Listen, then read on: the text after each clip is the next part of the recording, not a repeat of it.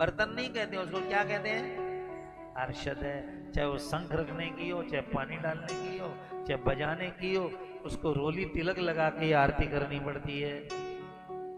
घंटा का पूजन होता है, जिस कलश में जल है उसमें वरुण कलश का पूजन होता है। तो ये सब क्या है? इसलिए पूजा के पार चाहे स्टील के रखो चाहे तांबा का भाई, लेकिन पूजा का बर्तन अलग रखना चाहिए, जूठा गुड़ा के साथ में नहीं रखना चाहिए। क्यों? वो क्या है? पार्षद है भगवान के, उनके पैर भर नहीं लगेगा। तो माँ के घंटा में तो तृतीयम चंद्र घंटेति कुष्मांडेति चतुर्थकम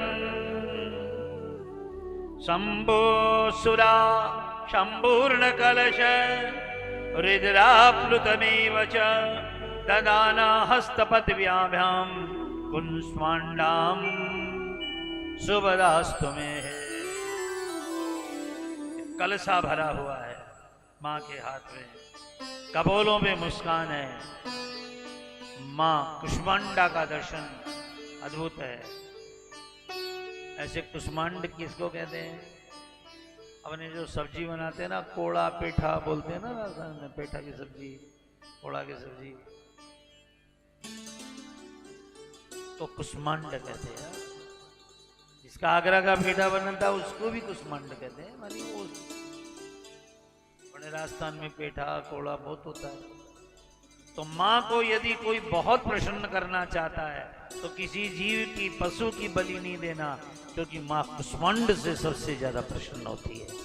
इसलिए सचंडी करने के बाद लौकी की दे देते हैं हम लोग, या कुष्मांड की बलि देते हैं, क्योंकि माँ इसी से प्रसन्न।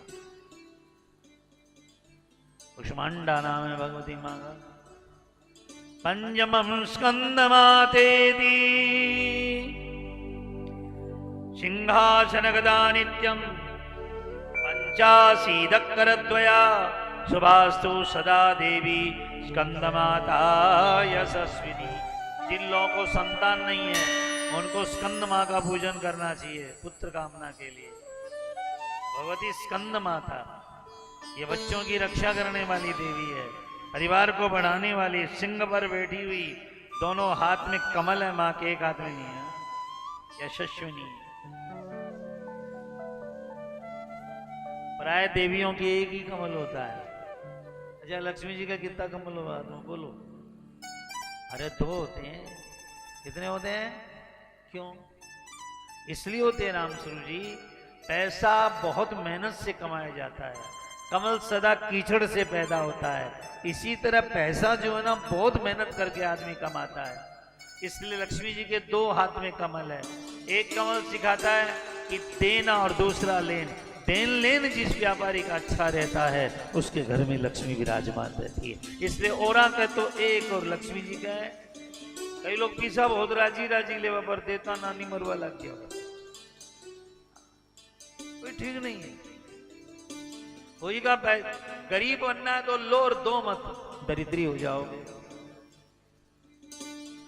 लक्ष्मी जी के हाथ में दो कमल।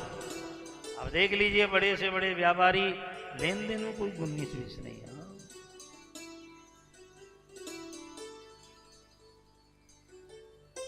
तो षष्ठम कात्यायनी पांचवी स्कंद माता गोद में, स्कंद ने कार्तिक ने लिए, कल आपने दर्शन किया था यहाँ, गोद में कार्तिक को लिए हुए दर्शन किया आपने यहाँ। स्कंद माँ का पूजन कीजिए। और षष्ठं कात्यायनी जय, जिनके हाथ में तलवार सुशोभित है, सिंह जिनका वाहन है, दानवों को संहारण करने वाली देवी कात्यायनी। एक कात्यायन नाम के ऋषि हुए, उन्होंने भगवती दुर्गा की बहुत पूजा की, मां प्रसन्न हो गई। क्या चाहिए? आप मेरे घर में बेटी बन करके आ जाए। इसलिए कात्यायन ऋषि के घर में जन्मी, इसलिए नाम पड़ा कात्यायनी जय। ये कन्याओं को सौभाग्य देने वाली लड़की, लड़कियों को सौभाग्य दुल्हा देने वाली। गोपियों ने वृंदावन में कौन सी देवी की पूजा की थी? कात्यायनी महामाए महायोगिन्यधीश्वरी नंद गोप सुतम देवी पति में कुरुते नमः। मंगशिर के महीने में कात्यायनी का व्रत होता है, कात्यायनी की पूजा होती है। ऐसे तो 12 महीने ही नवरात्रों में होती है। नवरात्रों में कात्यायनी देवी का पूजन करे। दुल्हा की कामना के लिए कन्याओं को इसका पूजन होता है, जैसे गोपियों ने किया। महागौरी तीजाष्टमम, गौरी नहीं महागौरी, जिनका रूप विकराल है, आकृति जिनकी सुदृढ़ है। कात्यायन सप्तमम कालरात्रि थी, 7वीं देवी का नाम है कालरात्रि। काल रूपा कालाब्जर मनाकृति विग्रह कालरात्रि शुभम दद्यात् देवी चामुंडनाशिनी। मुंडनाशिनी जो देवी है, चंड मुंड को नाश करने वाली। कालरात्रि का ध्यान बड़ा घनघोर है, ये केवल पूजा करने लायक है।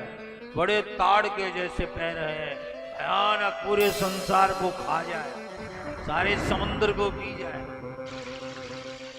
ये कालका का रूप है कालरात्रि। और 8वीं देवी में क्या बता रहा था? महागौरी। भाई घर में रहकर कदे कदे रामस्वरूप जी झगड़ो भी हो जाए और रोना भी चाहिए, नहीं तो प्रेम को क्यों विरोपट। एक बार पार्वती जी शंकर जी बैठे थे, तो शंकर जी ने यूं ही पार्वती जी से कह दिया, तू तो महाकाली है। क्या है? थोड़ी सोनी हो जाती तो क्या हो जाता। अब काली जी को आ गया गुस्सा, उन्होंने भी जवाब दे दिया, आपने जहर पिया है ना, इसलिए जब बोलो जो जहर ही बोलो, जब बोलो तब जहर ही निकल थारे तो मुंडा से। मैं देखो क्या करती हूं। उसी समय हिमालय पर चली गई मां और जाकर के घनघोर तप किया। इतना तप किया सूर्य चंद्रमा भी भीगे पड़ गए। तब ब्रह्मा जी ने कहा, महागौरी मात की, दुनिया में सबसे सुंदर आप ही होंगी। तो माँ का क्या नाम पड़ा? महागौरी। सुंदरता चाहिए तो माँ महागौरी का पूजन करो। ये 9 नाम तो याद रखी नहीं चाहिए कम से कम। देखो बेटियों पर भगवती बहुत जल्दी खुश होती है। हाँ, महिलाओं पर माँ इतनी जल्दी खुश होती है। माँ का प्रेम और भाव महिलाओं में बहुत जल्दी आता है। इसी तरह पुरुषों पर भगवान राम कृष्ण प्रसन्न होते। भगवती जी बहुत कृपा करती है अपनी बेटियों के ऊपर, इसलिए श्वेत हस्ती समारूढ़ा श्वेतांबरधरा शुमा, सफेद हाथी पर बैठी हुई, सफेद वस्त्र धारण करने वाली, सदा पवित्र रहने वाली महागौरी आपको सुंदरता प्रदान करे। 9वां सिद्धिदात्री च सिद्ध गंधर्व यक्षादि रश्मिधीरविप्रिया सेव्यमाना सदा भूयात सिद्धिदा सिद्धदामिनी। आप मंत्र करो, पूजा करो, पाठ करो तो आपको छठ सिद्धि दे देती है माँ। कई संतों के पास बहुत तरह की सिद्धियां हैं, पर ये आलू निकालने के लिए और करेला निकालने के लिए सिद्धियां ठीक नहीं है। भगवान को प्रसन्न करने के लिए सिद्धि रखनी चाहिए शरीर में। देखो कोई भी आदमी पूजा करेगा, पेड़ लगेगा तो पत्ता निकलेगा ना। इसी तरह कोई भी दुनिया का आदमी पूजा पाठ करेगा तो जो आशीर्वाद दे देगा सच हो जाएगा, जिसको जो कह देगा सच हो जाएगा, जो बोलेगा सच हो जाएगा, क्योंकि पत्ते तो निकलेंगे। पर लोगों का ये पतन करा देती है सिद्धियां। इसलिए अपने को करता मैं नहीं करता हूं, मैं मां की कृपा से करता हूं, तब ये सिद्धियां ज्ञान करती। सिद्धियां रामकृष्ण परमहंस दक्षिणेश्वर में बैठे थे गंगा किनारे, शाम को सत्संग चल रहा था। उसी समय देखा एक योगी गंगा जी के ऊपर पानी पर खड़ा हो, खटखट करता हुआ पानी पर चल कर आया।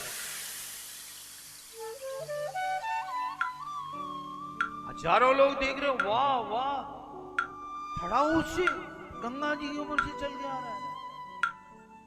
और उसने आकर रामकृष्ण को प्रणाम किया। उन्होंने कहा, भाई महाराज, मैंने 12 साल जंगल में तप करके सिद्धि पा ली है, मैं पानी पे चल सकता हूं। क्या पा ली? मैं पानी पे चल सकता हूं।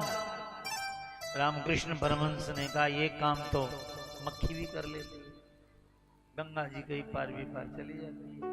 ये काम तो पक्षी भी कर लेता है, और ये काम तो 10 पैसा देकर नाव वाले से भी कराया जाता है। धिक्कार है तुझे, 12 साल खो दिए इस काम के लिए। क्या काम आएगा तेरे पानी पर चलना? उतरेगा थोड़ा थोड़ा चढ़ावा ले लेगा। अरे अच्छा होता तो 12 साल तप करके भगवती मां को प्रकट कर लेता और मां के दर्शन कर लेता। आज भी कई नवरात्रों में कई मंदिरों में लोग आते हैं, महाराज जी हमको सिद्धि मंत्र दे दो। हाँ दे देते हैं, हो भी जाता है, लेकिन इसका उपयोग करना भैया। आकाश में उड़ने और मन की बात जानने और चिट निकालने के अंदर नहीं खोनी चाहिए अपनी शक्ति। किसी के क्या निकाल देते, किसी की क्या निकाल देते। हमारे तो गांव में बहुत है ऐसे, अपने राजस्थान में बहुत है, नारियल सर के फोड़ते हैं, ध्वजा निकाल देते हैं, बहुत है गांव में। क्या करोगी इन सिद्धियों के लिए? सबसे बड़ी सिद्धि क्या है? आपका प्रेम मां के चरणों में।